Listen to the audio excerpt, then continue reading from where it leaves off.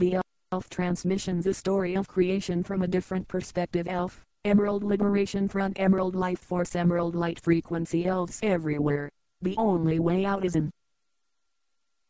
Introduction. This book is a synthesis of 2 lifetimes of inquiry into the nature of reality on planet Earth, 2 lifetimes, 2 beings who came together 15 years ago and set out to finish their individual life paths together in order to explore the fundamental question that they both began to ask at very early ages. That question, simply stated, is, why is this planet so screwed up? What is really going on here? Why don't all the people walking around know that there is something really wrong here, and what can I do about it? What follows are the fruits of the last 15 years' inquiry into seeking the answers to that question. This is our answer, not anyone else, and certainly not the answer. It is only one piece, our contribution, our individual signature and insights, our perspective to add to yours, the reader, and to anyone else who has asked the same fundamental question. We offer it simply as a contribution to the dialogue.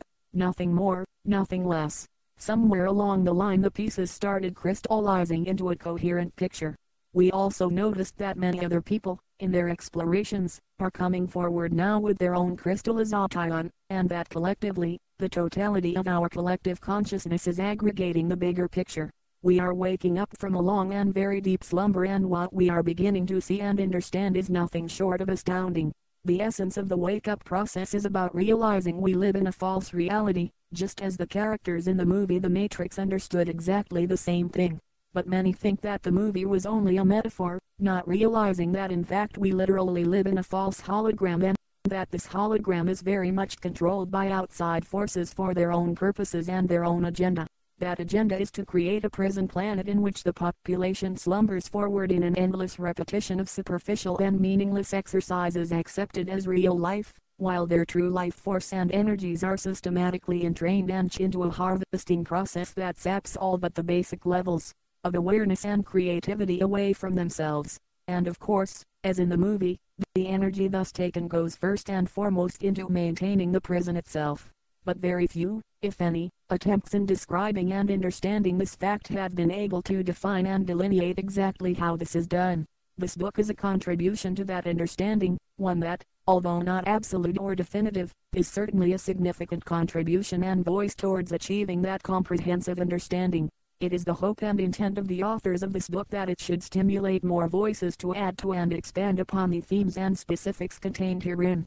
Much of what is presented here is based on both scientific and historical fact. At the same time, a reasonable portion is also based on non-ordinary perceptions and contexts of reality. For a long time, these 2 aspects of understanding reality have remained mutually exclusive, and it was, in fact, a struggle of the authors to deal with how to approach this fact. Those inclined to the "I only believe what I see" category might scoff at the non-ordinary component, and those inclined to the multidimensional realities might have nothing to do with facts and figures. But quite frankly, to be blunt and to the point, at this point we really don't give a damn for those who choose to isolate themselves and their belief systems in one or the other of these camps. In short, it's time to wake up and realize that the separation of belief systems and reality perceptions, that these 2 descriptions of seemingly opposite reality quotients illustrate, is precisely part of the game of divide and conquer, of polarization and separation. The bottom line is that both reality quotients are relevant, and the whole picture cannot be seen without both. If this offends the reader at this point, then we humbly submit that you put this book down, save your money, and return to your slumber and your blue pill. This book, then, is not for you. On the other hand, if you are willing and able to proceed on this premise, then please do so. But be aware that you will be challenged regardless of your expectations and your presumption of understanding up to this point in time. Be aware also that the path in the next several hundred pages is not direct. It is circuitous and designed to be so. It is designed to challenge the mind, to stimulate the thinking process, to agitate the emotional body, and to most importantly irritate that part of oneself that still slumbers and believes itself to be enlightened.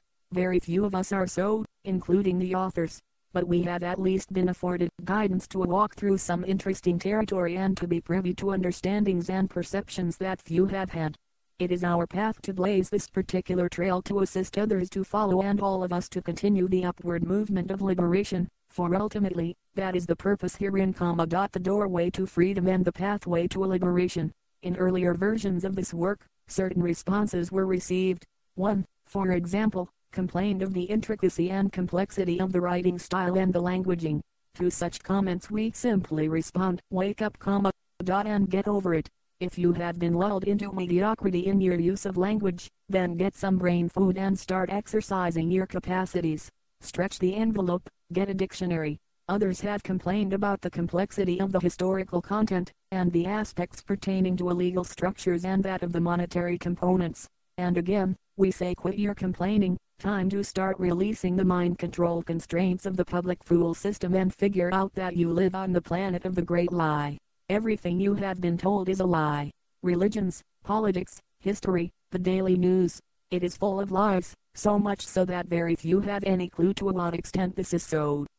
To this we simply say, everything you thought to be true is at the least laced with lies, but most probably completely structured and founded on lies.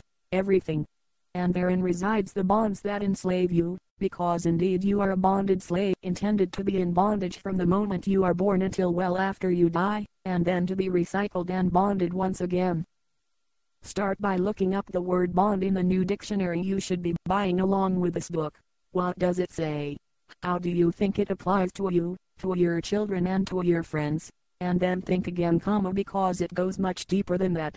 And if you read through to the end of this book you will begin to understand, but that will only be the beginning. The next step, at the end of the beginning, will be to engage with that first glimmer of understanding, and from there, to begin to do something about it. Then continue to learn and seek out those who have gone before you and have blazed the trails for you and others to follow. Those trails are beginning to solidify into hardpack and are widening into highways. Soon they will be freeways and many more will follow. But you have to arise from your slumber and your lassitude and do the work. But by virtue of the fact that the fundamental platform upon which this material is presented is that we currently are in a reality that is in fact a false hologram, then the fact remains that as a hologram such a reality is subject to certain functions and laws. Such laws as those of correspondences, of microcosmic and macrocosmic reflectivity, of the fact that every piece in a hologram contains within it the entirety of the blueprint of the larger whole, of the fact that the whole system energetics pertaining to these laws means that when one individual shifts reality, the whole must of necessity also shift. And so, as several shift, an energetic trail is blazed, and it is easier for others to follow. And as more shift, the reality begins to change, and such change is irreversible and unstoppable. Then realize that if you are reading this book you are an unstoppable force, and that regardless of how many guns and banks and countries the controllers of this hologram have, they can never stop us from our ability to shift and change reality. That is, of course, what they fear the most. That is what the key components of the Matrix movie seeded into our waking consciousness, with such lines as when Agent Smith stated to Neo that he just could not fathom the fact that humans kept getting up and forging forward regardless of how many times they were knocked down. Why wouldn't they just stop and die as they should, according to the goodly agent? Because, what he did not understand, was the nature of an unstoppable force. What he did not understand was that his logic was only self-contained and mechanical, while that of the eternal and divine spirit that carries us forward is neither limited or self-limiting, unless, of course, we allow ourselves to be so. Therefore, there is but a simple choice, which is to acquiesce to the madness of the machine, or to declare oneself to be an unstoppable force that will one day be truly free and will extend a helping hand to anyone else who so chooses such a path.